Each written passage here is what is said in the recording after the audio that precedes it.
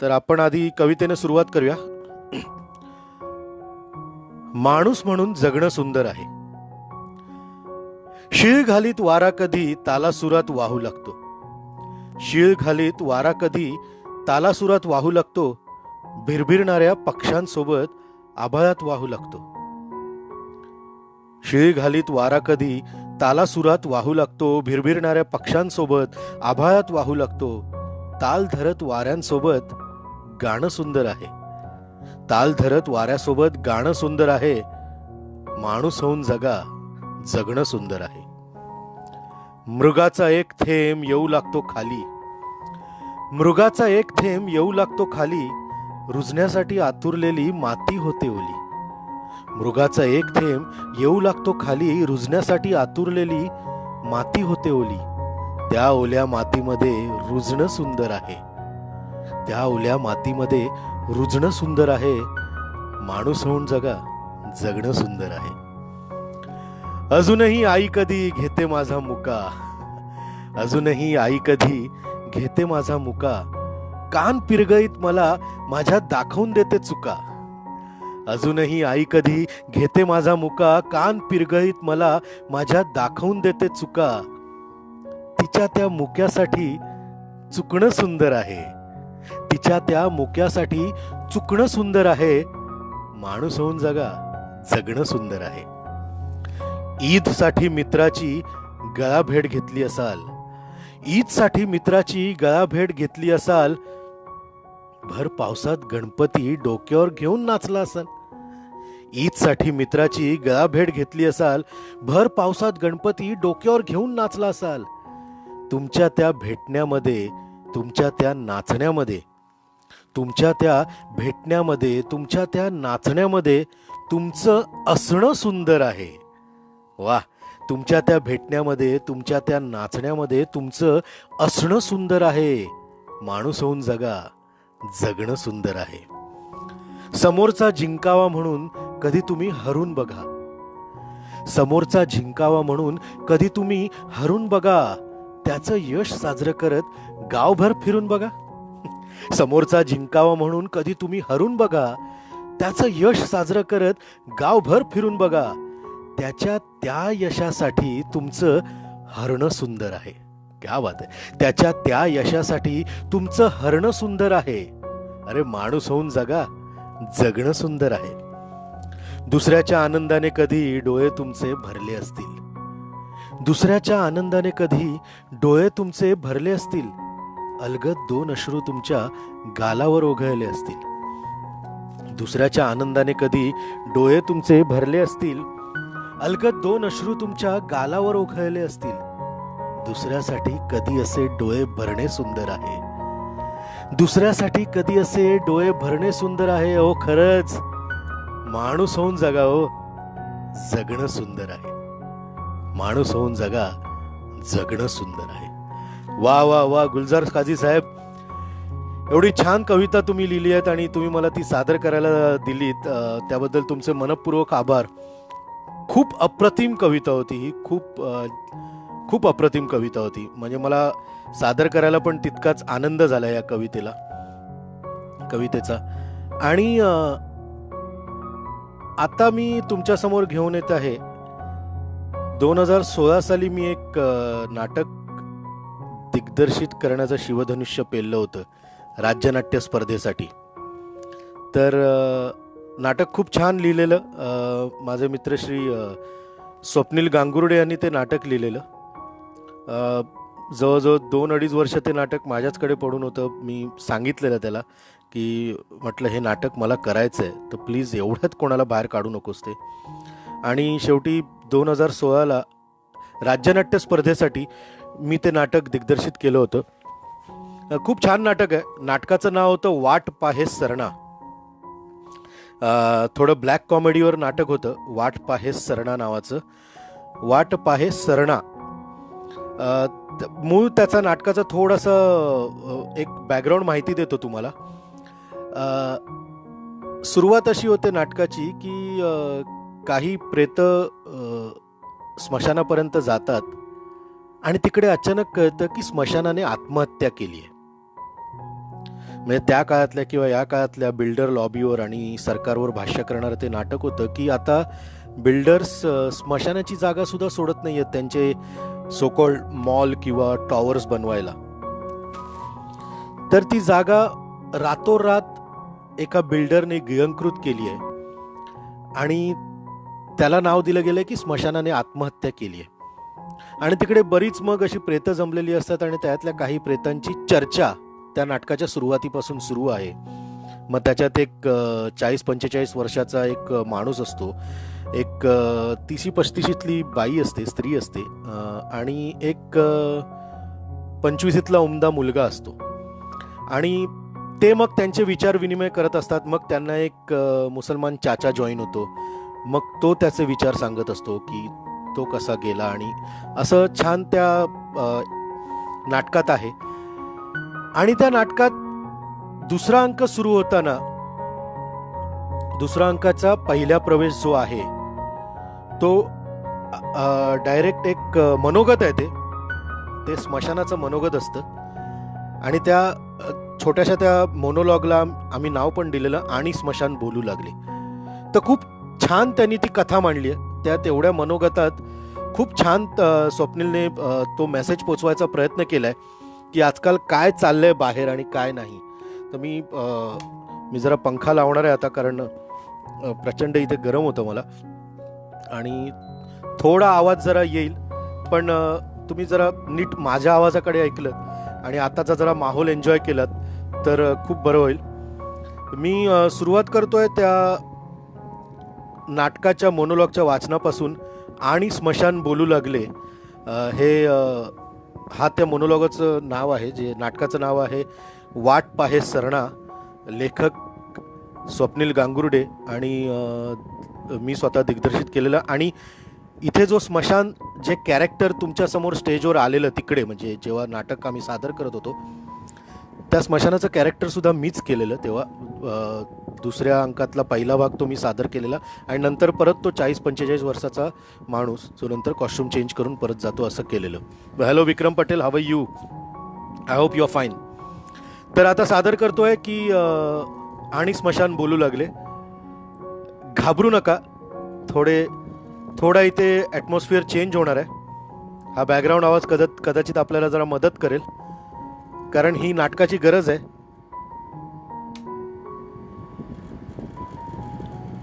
रंगमंचावर अंधार, मंदसा प्रकाश येतो. रंगमंचावर राख आहे. प्रकाशात राख उडताना दिसते. एक स्पॉट गडद होत जातो. त्या प्रकाशात एक इसम उभा असलेला आपल्याला दिसतो. डोक्यापासून तर पायापर्यंत तो राखेने आणि मातीने भरलेला आहे. तो स्तब्ध उभा आहे. डोळे बंद आहेत. हळूहळू तो डोळे उघडतो. सगळीकडे नजर फिरवतो. सगळीकडे स्मशान शांतता. काही काळ तो तसाच स्तब्ध उभा. काही काळ तो तसाच स्तब्ध उभा राहतो.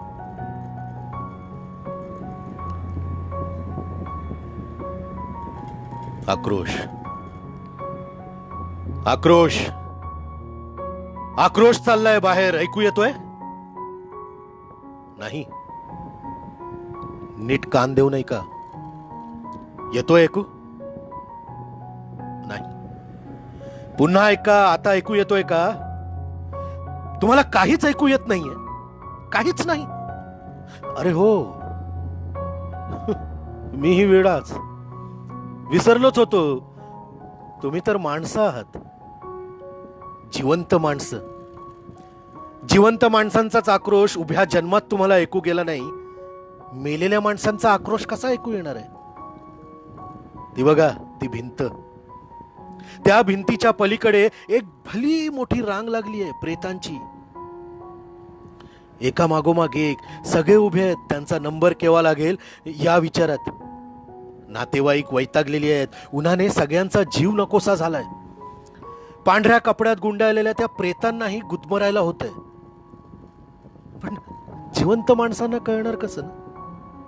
आणि तो गुदमरलेला जीव घेऊन सगळी प्रेतं जर उठून बसली तर एक जिवंत माणूसही त्यांच्या समोर थांबणार नाही. वाखारीवाल्यांची लाकडं संपली आहेत, सगळ्यांनी ती आधीच बुक करून ठेवली आहेत. आणि ज्यांना लाकडं नाही मिळाली त्यांनी कचरापट्टी गोळा करून आणली आहे. काय करणार? ज्या प्रिय व्यक्तीचं प्रेत घेऊन ते आलेले आहेत त्यांचं शरीर सडत चाललंय. त्या वासाने ओकारी होते. एकाला बघून दुसरा ओकतोय, दुसऱ्याला बघून तिसरा ओकतोय. ती बघा तिकडे, ती बाई आपल्या नवऱ्याच्या प्रेताजवळ बसलीये. नाही, रडत नाहीये, नुसतीच बसलीये. काल रात्रीपासून ती वाट बघत थांबलीये, तिचा नंबर केव्हा लागेल. अहो किती रडणार? रडण्यालाही काही लिमिट आहे की नाही? गेल्या 13 वर्षांपासून बिचारी रडते.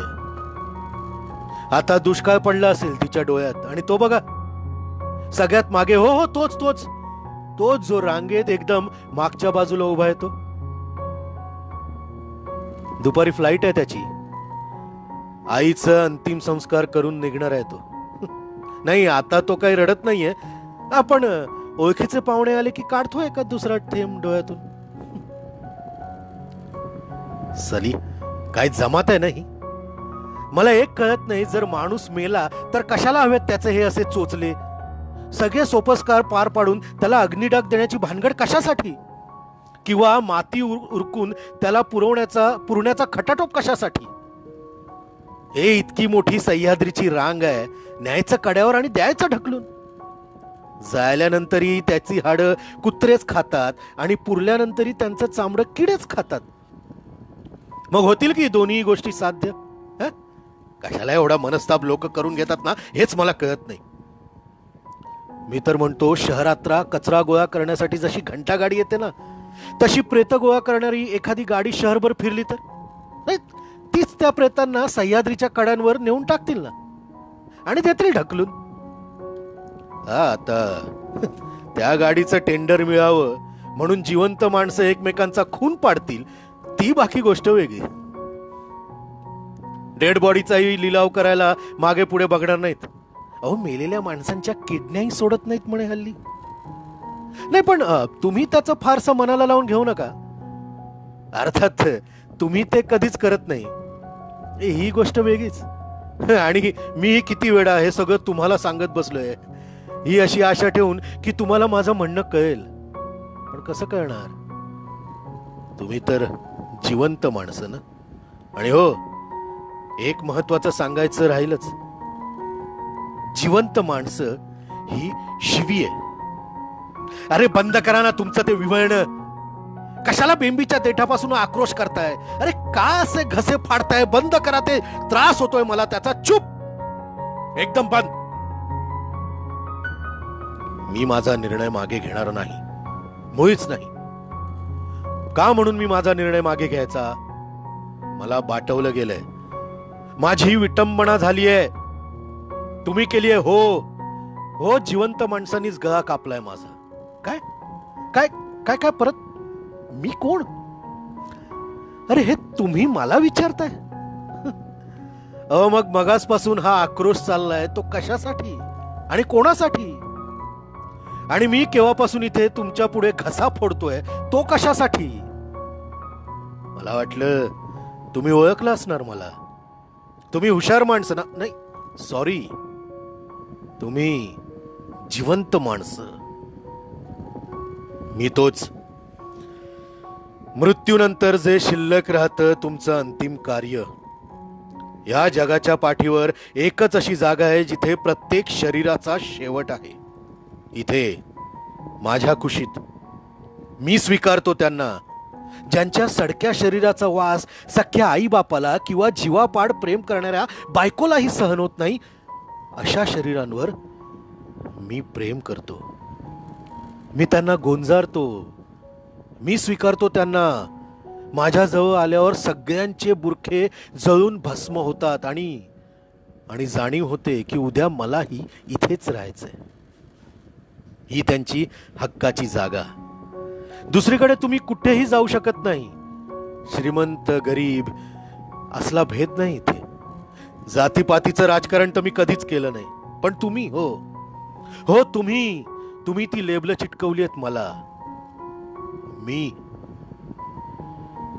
मी स्मशान. का तुमच्या चेहऱ्यावर हे प्रश्नचिन्ह कसलं? हा शब्द नवीन वाटतो? अरे हो, बरोबर. हिंदू स्मशानभूमी, कब्रस्थान, सेमेंटरी असे शब्द ऐकायची सवय झाली आहे ना तुम्हाला, म्हणून मूळ शब्द नवीन वाटणं साहजिकच आहे. अहो, मी पण फक्त स्मशान आहे.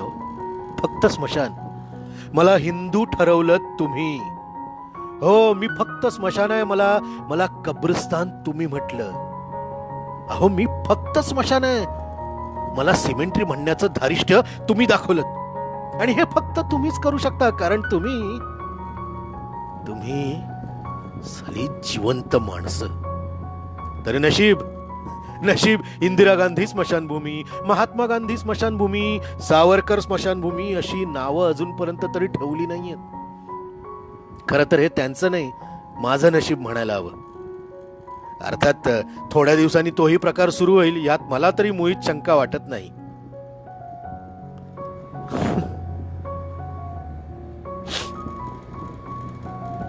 एक मिनिट.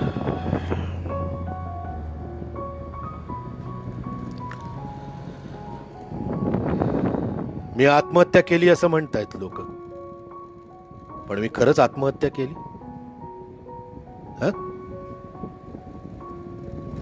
सांगा ना, मी खरंच आत्महत्या केली का?